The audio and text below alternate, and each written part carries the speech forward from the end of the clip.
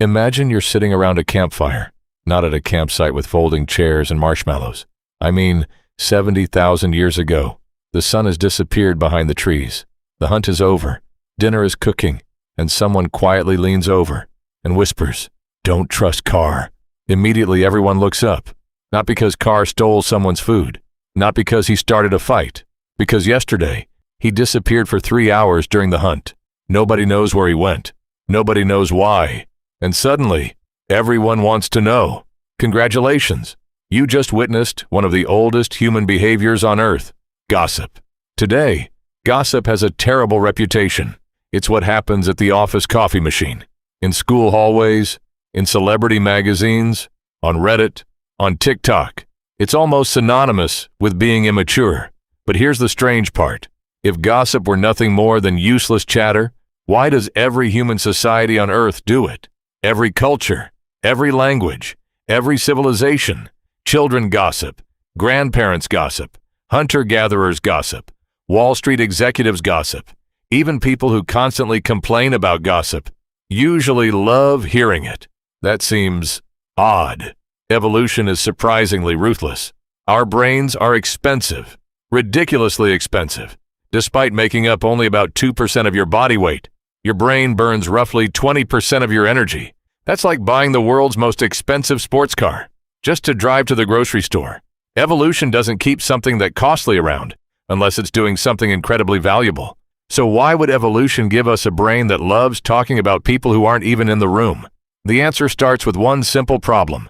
Humans don't survive alone. For almost all of human history, your entire world consisted of maybe 30 to 50 people. That was your family, your friends, your co-workers, your neighbors, your doctors, your police, your government, your dating pool, your retirement plan, all wrapped into one small tribe. And if one person inside that tribe couldn't be trusted, that wasn't awkward.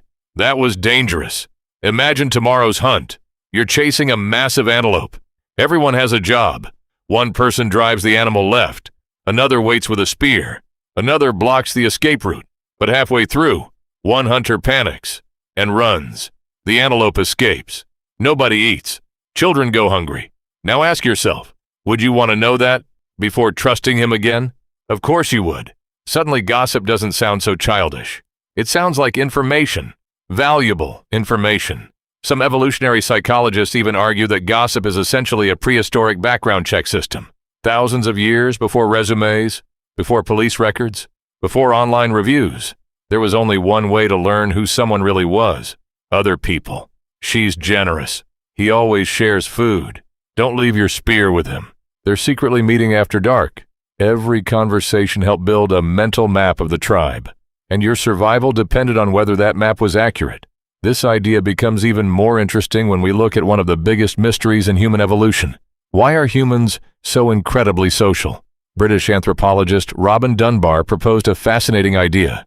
Among primates, larger social groups require larger brains. Not because finding food becomes harder, because remembering relationships becomes harder. Who likes who? Who hates who? Who's related? Who owes whom a favor? Who can be trusted? Chimpanzees spend hours grooming each other, not because they're obsessed with hygiene, because grooming creates friendships. But humans eventually formed groups that became far too large for everyone to spend hours picking bugs out of each other's fur. We needed something faster, something scalable, something you could do around a fire while cooking dinner. Conversation. And according to Dunbar, gossip replaced grooming. Think about that. Your office conversation about Karen from accounting might be the evolutionary equivalent of monkeys picking fleas off each other. That's either deeply insulting or strangely comforting. But here's the clever part. Good gossip wasn't just about entertainment. It helped punish cheaters without anyone throwing a punch. Imagine someone constantly steals food. Nobody confronts him directly. Instead, people quietly stop trusting him. Nobody partners with him on hunts. Nobody shares extra meat. Nobody recommends him as a mate. His reputation spreads long before his genes do. In evolutionary terms, that's devastating. Reputation became an invisible currency. You couldn't see it. You couldn't hold it. But it could determine whether you survived. And once reputation matters, everyone suddenly starts caring about what everyone else says. Sound familiar?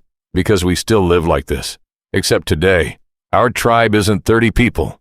It's 300 Instagram followers, 2,000 LinkedIn connections, a WhatsApp group, a Discord server, an office, a school. The technology changed. The psychology didn't. We still obsess over reputation. We still worry about what people think. We still tell stories about people because our brains evolved, believing those stories mattered. Sometimes they still do. Sometimes they absolutely don't, which is where ancient instincts collide with modern life. Our brains evolved for tiny villages. Instead, they're trying to process millions of strangers, celebrity gossip, political scandals, influencer drama. Your prehistoric brain treats all of it as if these people were standing around your campfire. That's probably why it's so hard to ignore. The same brain that once needed to know whether Carr would abandon the hunt now wants to know why two celebrities unfollowed each other on social media. Evolution didn't prepare us for that. It simply handed ancient software, a very modern operating system. Does that mean gossip is good? Not necessarily. Like almost every evolutionary adaptation, it comes with trade-offs. Useful information can quickly become rumors. Reputation can become bullying. Healthy social monitoring can become obsession. The same ability that helped tribes cooperate can also destroy lives when misinformation spreads. Evolution rarely creates perfect solutions. It creates solutions that worked well enough in the environments where they evolved. And our environment has changed dramatically. But maybe the next time you catch yourself leaning in when someone says, "Did you hear what happened?" you'll remember something. That impulse may be tens of thousands of years old. Not because humans are naturally cruel. Not because we secretly enjoy drama. But because somewhere deep inside your brain, there's still a hunter sitting around a fire, trying to figure out who he can trust before tomorrow's hunt. And honestly, that hunter probably had no idea. He was inventing the group chat,